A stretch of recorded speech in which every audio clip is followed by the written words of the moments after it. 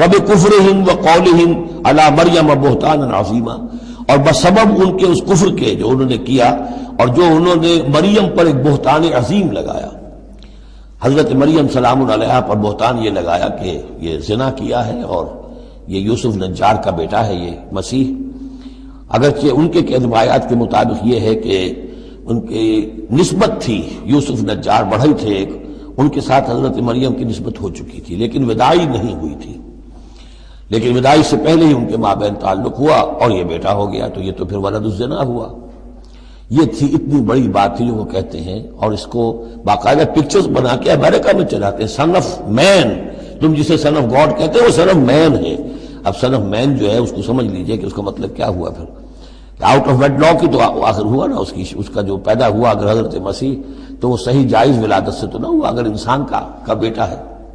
بہرحال اتنے بڑے بڑے بہتان لگائے۔ وَبِكُفْرِهِمْ وَقَوْلِهِمْ عَلَى مَرْيَمَ بُهْتَانًا عَظِيمًا وَقَوْلِهِمْ إِنَّا قَتَلْنَا الْمَسِيحَ عِيسَى ابْنَ مَرْيَمَ رَسُولَ اللَّهِ، اور بسبب ان کے یہ کہنے کہ ہم نے قتل کیا مسیح کو، عیسیٰ ابن مریم کو، رسول اللہ، اللہ کے رسول کو۔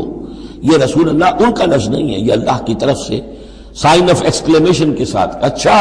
ان کا دعویٰ یہ ہے کہ انہوں نے اللہ کے رسول کو قتل کیا، جبکہ رسول تو قتل ہو ہی نہیں سکتا۔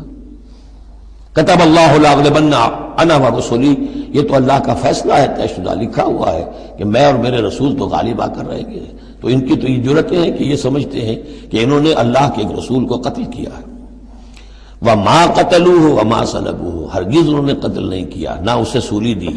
ولکن شبہ لہم، بلکہ اس کی شبیہ بنا دی گئی ان کے لیے، صورت بنا دی گئی، مشابہت کر دی گئی اس کے ساتھ ان کے لیے، کہ انہوں نے جس کو سمجھا ہے کہ وہ مسیح ہے، وہ مسیح نہیں تھا، وہ مسیح کی جگہ کوئی اور تھا، جو انجیل برنباس سے معلوم ہوتا ہے کہ جوڈاس اسکیریوٹ جو کہ حواریین میں سے ایک تھا،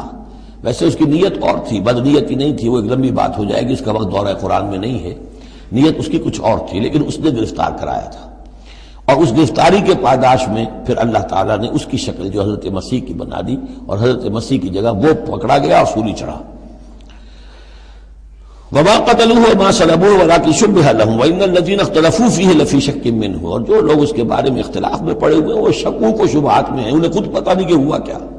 کیسے ہوا۔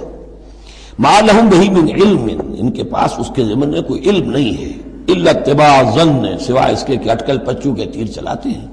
وما قتلوه یقینا، یہ بات یقینی ہے کہ اسے قتل نہیں کیا گیا، وہ قتل نہیں ہوا، وہ صلیب نہیں دیا گیا علیہ الصلوۃ والسلام،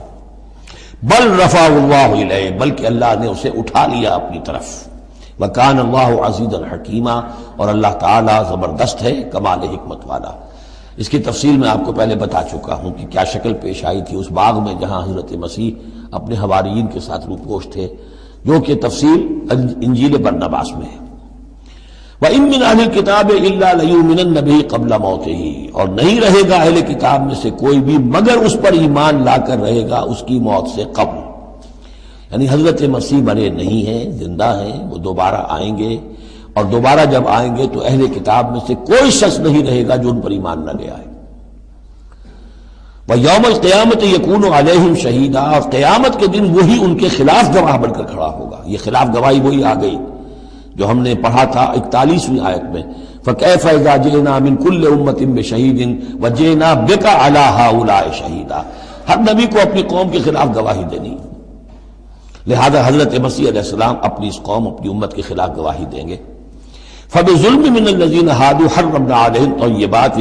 أُحِلَّتْ لَهُمْ، تو اللہ تعالیٰ کی ایک سنت یہ بھی ہے کہ کوئی قوم اگر کسی معاملے میں حد سے گزرتی ہے